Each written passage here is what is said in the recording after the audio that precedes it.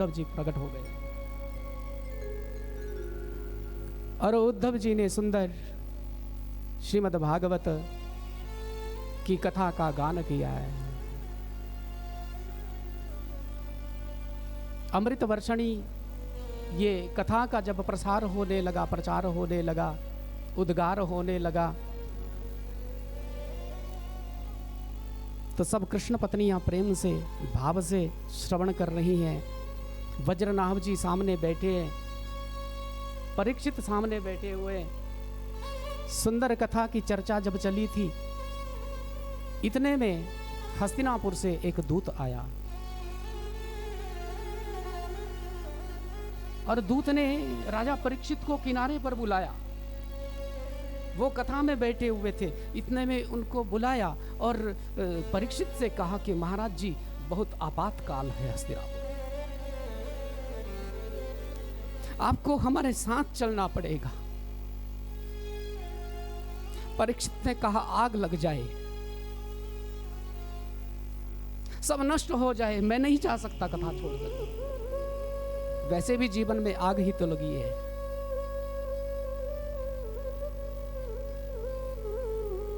कहां है जीवन में सुकून, कहां है शांति, कहां है? उद्वेग से भरा हुआ यह जीवन है। यदि कृष्ण कथा नहीं है, कृष्ण चर्चा नहीं है, तो कहीं शांति नहीं है, कहीं सुकून नहीं है। नहीं जा सकता कथा छोड़ करके। इतने में उद्धव जी की दृष्टि पड़ी थी, दोनों में संवाद हो रहा है। उद्धव ने परीक्षित को बुलाया था और कहा था कि राजन, आपको अपने कर्तव्य का निर्वहन करना चाहिए। आप राजा हैं परीक्षित, जिस दिन आपको वैराग्य हो जाएगा, सब छोड़ करके आप चले जाओगे,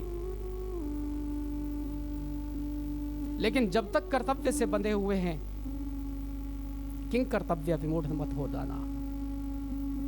कर्तव्य से विमुख हो जाना यह भगौड़े का कार्य होता है। अपने कर्तव्य से कभी मत मुड़ना। तुम राज्य देखो जा करके, मैं तुम्हें वचन देता हूं परीक्षित, एक ऐसा उच्च कोटि का वक्ता तुम्हें मिलेगा कि वह अपने मुख से जब भगवत रस का प्रसार करेगा, सुंदर तात्विक प्रवचन करते हुए श्रीमद् भागवत की कथा का विलक्षण जब प्रवचन करेगा, परीक्षित तेरा जीवन ही धन्य हो जाएगा। राजा परीक्षित ने कहा है कि गुरुजी, वो बात आज सत्य हो गई है। मुझे आपका दर्शन हो गया है।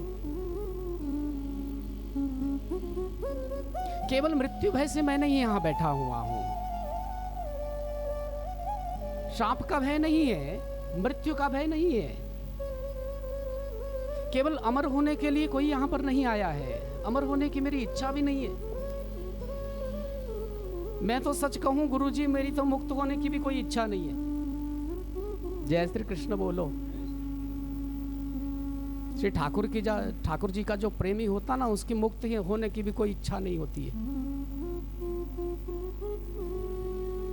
मुझे मुक्ति नहीं चाहिए। मुक्ति चाहिए होती तो मैं गंगा में डुबकी लगाता, मुक्त हो जाता। क्योंकि गंगा की महिमा में वर्णन आता है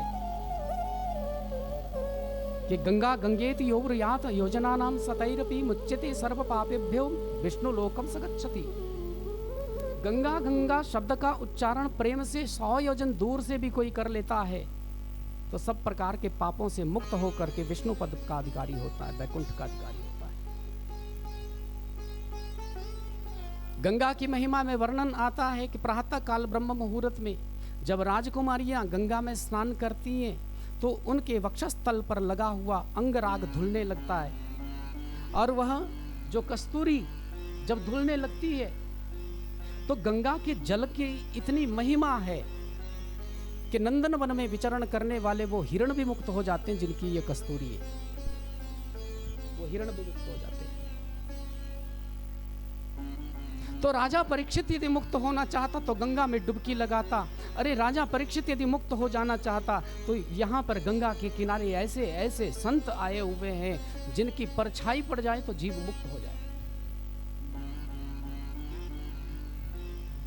किसी संत के चरण पकड़ लेता, मुक्त हो जाता। लेकिन परीक्षित केवल मुक्त नहीं होना चाहिए चाहता है, परीक्षित तो कृष्ण भक्ति कृष्ण प्रेम चाहता है, जो सुखदेव जी के अतिरिक्त कोई प्रदान नहीं कर सकता है। इसलिए सुखदेव जी की शरण ग्रहण करी है और सुखदेव जी ने सुंदर समाधान किया है राजा परीक्षित की जिज्ञासा का।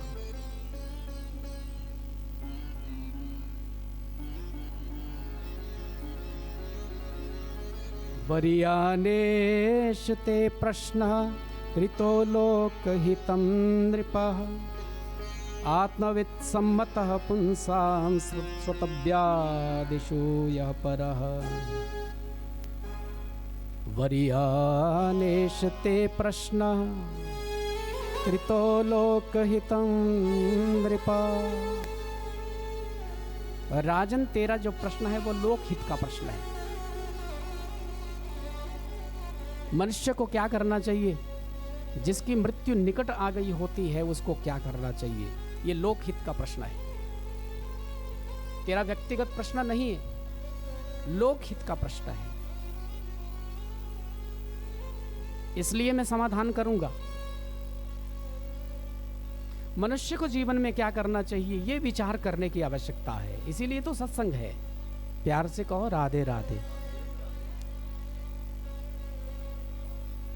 कितने सत्संग हो रहे हैं मेरे देश में, कितने सत्संग हो रहे हैं दुनिया में, कितनी कथाएं हो रही हैं और उन कथाओं से कितना परिवर्तन होता है, कितना बदलाव होता है, ये भी आप देख लेना।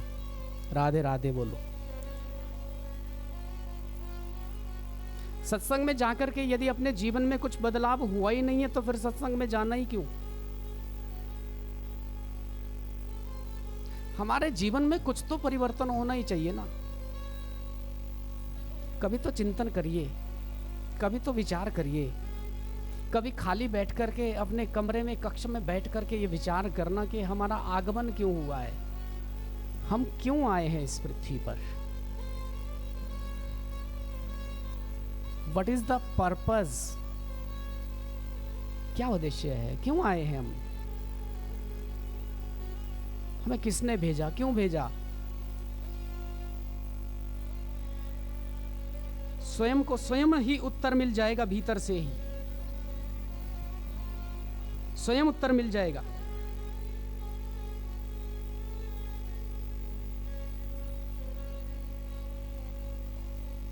कि मैं किसी का भेजा हुआ हूं, किसी की कृपा के फलस्वरूप यहां पर आया हूं। मेरा आना एक कारण है और वह कारण मेरे लिए निर्धारित किया गया है। जो कार्य मुझे दिया हुआ है करने के लिए परमात्मा ने, उसको मुझे करना है। यदि वह कार्य मैंने न किया तो फिर मेरा आना व्यर्थ हो जाएगा और बार बार मुझे भेजा जाएगा कि तेरा कार्य अभी अपूर्ण है, अभी तुझे कुछ और करना है। तो जिस दिन अपने बारे में ये पता चल जाएगा उस दिन तुम्हें भान हो जाएगा, ज्ञान हो जाएगा कि परमात्मा की सृष्टि, परमात्मा के विराट स्वरूप के सामने मेरा अस्तित्व नगण्य है, कुछ भी नहीं है। हम क्या हैं ठाकुर जी के सामने, जिस विराट भगवान के एक एक रोम में करोड़ों ब्रह्मांड लुढ़कते हैं। उन ब्रह्मांडों में से कहीं हमारा एक ब्रह्मांड होगा, उस ब्रह्मांड में से कहीं हमारा एक सौर मंडल है, उस सौर मंडल में से कहीं हमारी एक पृथ्वी है, उस पृथ्वी में से कहीं हमारा एक भारतवर्ष है, उस भारतवर्ष में से हमारा हिमाचल, हिमाचल में मंडी डिस्ट्रिक्ट, उसमें भी ये कुम्मी, और यहाँ पे ये माता का मंदिर, उसके आंगन में हम बैठे हुए हैं 1.5 फीट जगह घेर करके। तो श्री ठाकुर जी की विराटता के सामने मेरा क्या अस्तित्व है, ये विचार करना। उसी दिन अपने भीतर से ये आवाज आ जाएगी कि मैं कुछ भी नहीं हूं, कुछ भी नहीं हूं मैं।